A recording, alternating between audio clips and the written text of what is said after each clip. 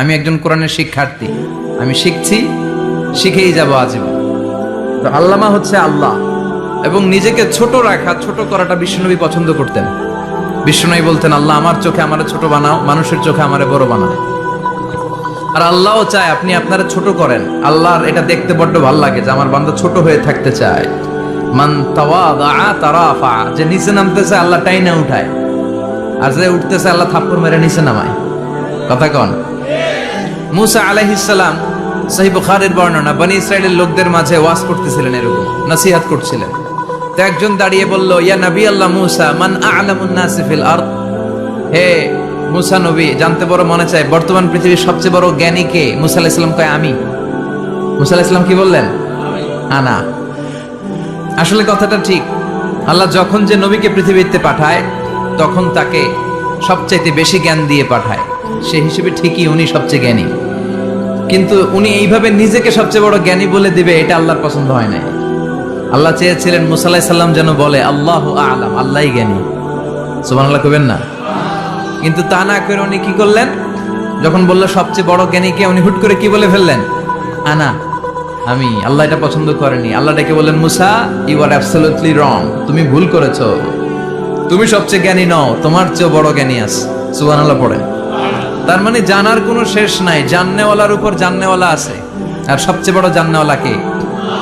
মুসা আলাইহিস সালাম রে আল্লাহ বললেন, মুসা তোমার চেয়ে বড় জ্ঞানী আছে, তার নাম হচ্ছে খাদির। কি নাম? আরো জোরে বলেন, কি নাম? খাদির।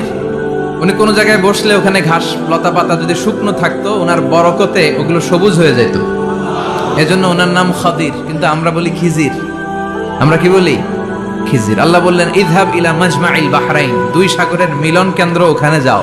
ওখানে যে এমন এক বান্দার সন্ধান পাবা সে তোমার চেয়েও জ্ঞানী। সুবহানাল্লাহ পড়েন। তাহলে আমি সবচেয়ে বড় জ্ঞানী, আমি আল্লামা, এটা বলতে পারে শয়তান। চিল্লা এখন ঠিক কিনা? এজন্য আমরা যেন নিজেকে নিজে সবসময় ছোট করে উপস্থাপন করি, তাহলে আল্লাহর দরবারে আপনি বড় হয়ে যান। আমরা শিখতে এসেছি, শিখতেই হবে, আপনাকে পড়তেই হবে। কোরআনের প্রথম কথা হচ্ছে পড়ো, আর নিজের জীবন গড়ো। ঠিক কিনা? পড়তেই হবে আপনাকে, না পড়ে উপায় নাই। যখন যে অবস্থায় থাকবেন পড়বেন। জীবনে আমার একটা কিছু মটো আছে, লক্ষ্য, এটাকে খেয়াল করে আমি চলি। বিষয়টা হচ্ছে এরকম যে আমি কখনো হারি না, আমি হয় জিতি নয় শিখি। এরকম একটা অ্যাটিটিউড রাখবেন যে শিখতে আমাকে হবেই, কিন্তু হেরে যাব না আমরা। চিল্লায় বলেন ঠিক কিনা? এবং শিখাটাই আপনাকে মুক্তি দিতে পারে। এজন্যই কোরআনের প্রথম কথা আল্লাহ শিখার ব্যাপারে উদ্বুদ্ধ করেছেন। আল্লাহ বলেছেন, ইকরা বিসমি রাব্বিকাল্লাযী খালাক, read in the name of your lord who has created, পড়ো তোমার প্রভুর নামে যিনি তোমায় শিখিয়েছেন। এজন্য পড়তে হবে, জানতে হবে। উদ্দেশ্য হচ্ছে যে আমরা নিজেদেরকে আলোকিত করব, উই এনলাইটেন আওয়ারসেলফ, ভিতরটাকে আলোকিত করব, আলোকিত মানুষ হব, সাদা মনের মানুষ হব, আল্লাহওয়ালা হব ইনশাআল্লাহ। পড়েন। উদ্দেশ্য যদি ভালো হয়, সওয়াব কামিয়ে আপনি শেষ করতে পারবেন না। আর উদ্দেশ্যে যদি ভেজাল থাকে, কোনো লাভ নাই। হাবা মানসুরা, সব শেষ। এগুলারে উঠাইলে, মিজানের পাল্লায় উঠালে কোনো ধরনের ওজন হবে না। আজকের এই তাফসীর মাহফিলে আমরা এসেছি শিখার জন্য, আর একজনকে খুশি করার জন্য। তিনি কে?